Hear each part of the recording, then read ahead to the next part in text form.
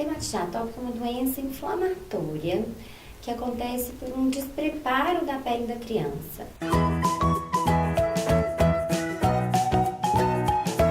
Nós temos uma barreira cutânea que nos protege com relação ao ambiente em si. Então, nos protege do clima, nos protege de algum esbarrão, queda, nos protege da poeira, nos protege da poluição. E essa barreira, ela vai se criando, ela vai se formando ao longo do amadurecimento da pele. A criança, naturalmente, já tem essa barreira menos desenvolvida do que a adulto. E algumas crianças, particularmente, essa barreira é mais deficitária. E com isso, ela se torna mais susceptível a irritações que o ambiente pode proporcionar. Então, é uma pele imatura que se torna inflamada a partir de alguma agressão.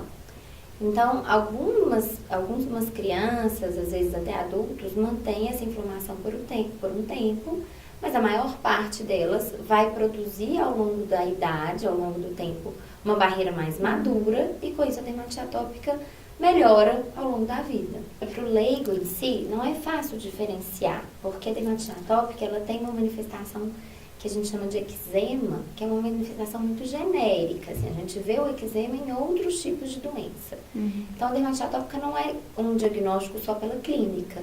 Então, existe, através disso, uma história, um contexto de ser uma doença com períodos de melhora e de piora, de ser uma doença recidivante, ou seja, você tem a lesão que vem, aí você trata, ela volta com frequência. Então, eu acho que o pai em si, os pais e mães, eles têm que prestar atenção mais na cronificação daquele sintoma. Então, assim, como aquele sintoma ocorre de forma recidivante para poder levar ao pediatra ou ao dermatologista e fazer o diagnóstico. A lesão clássica, a lesão clínica clássica, ela é vermelhada, descamativa, ou seja, ela tem como se fosse pequenos... A pele descascando em si, ela pode ter também um aspecto mais ressecado e com a coceira que a própria criança produz, vira pequenas feridas. E essas pequenas feridas podem se tornar infectadas. E aí pode ter pus e vai variar também da extensão da lesão. Então pode ser uma lesão localizada ou pode ser uma lesão muito difusa. Nunca se pega a dermatite atópica. A dermatite atópica ela pode ter um caráter familiar, porque o pai e a mãe, que são atópicos também, ou seja, que têm uma pele mais sensível a irritações, isso pode se transferir de forma hereditária para a criança. Mas não é uma certeza, é só uma possibilidade. A criança não transmite a atopia, isso é uma característica individual. Então, assim, ninguém que está ao redor dela pega a inflamação. Mas a criança que tem um eczema, que tem uma lesão clínica de dermatite infectada, ou seja, com pus, com bactéria, essas bactérias ela pode sim transmitir, mas a doença dermatite atópica não se pega. O que se sabe hoje? Que a dermatite atópica ela tem fases. Existe a fase mais inicial, que geralmente vai de 3 meses à idade escolar, entre 2 e 5 anos. É uma fase que geralmente a dermatite atópica comete mais a face, às vezes a parte extensora dos membros, e é uma dermatite talvez mais branda. A fase escolar, que é entre 3 anos e 9, 12 anos, é uma fase que ela muda de local. Os locais mais comuns são as regiões de dobra, as regiões flexoras dos membros. Ela é uma fase que às vezes é mais extensa, é mais difusa, mais difícil às vezes de tratar. E é a fase após a adolescência que a gente chama de fase adulta. É aquele paciente que se mantém muito atópico, que se mantém com a pele muito inflamada e que às vezes vai ter dermatite atópica para o resto da vida. Ele nunca vai ter uma barreira cutânea tão eficaz em fazer essa prevenção da irritação pelo ambiente. A dermatite atópica é uma doença muito comum. Em números, a gente não tem os números do Brasil atualizados, mas fala que pelo menos 1 a 5% das crianças. Cura é um nome difícil porque é uma doença inflamatória. A gente fala mais em cura quando a gente fala em infecção. Então, a doença inflamatória, ela tem controle, ela tem uma adaptação do organismo, mas cura não é um nome que a gente usa normalmente.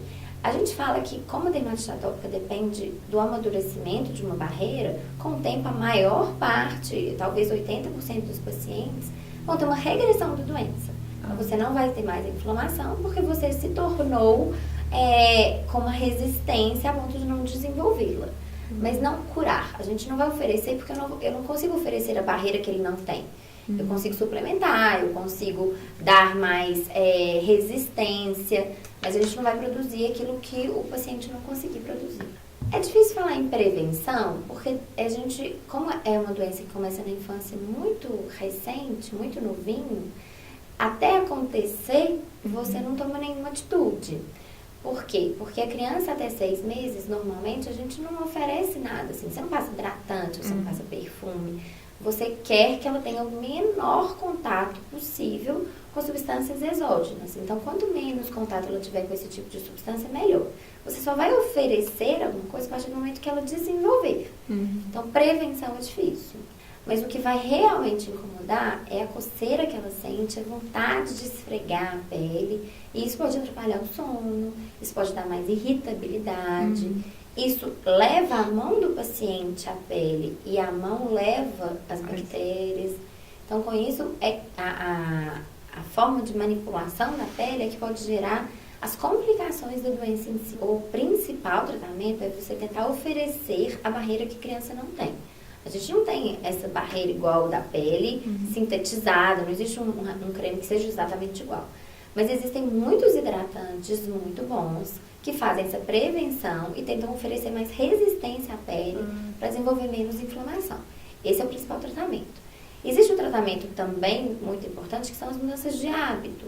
Porque às vezes o paciente desenvolve aquela manifestação porque os hábitos também estão errados. Então ele acaba sendo muito mais exposto ao ambiente. Então a mudança do banho, que deve ser sempre muito rápido, morno, nunca esfregar a pele, porque se você esfrega, você está tirando pouco que aquele paciente produz de defesa. Então, se a gente consegue educar essa família, essa criança, o pai e a mãe, você já tira um pouco dessa exposição da criança. E a partir das complicações que forem surgindo, a gente vai tratando cada ponto. Então, a gente tem que tratar essa vermelhidão, essa descamação, às vezes, com um tipo de pomada específica. A gente tem que tratar as possíveis infecções com os antibióticos. Aí, nesse caso, pode ser que precisem ou de um xarope, né, um antibiótico na forma líquida, ou de um comprimido.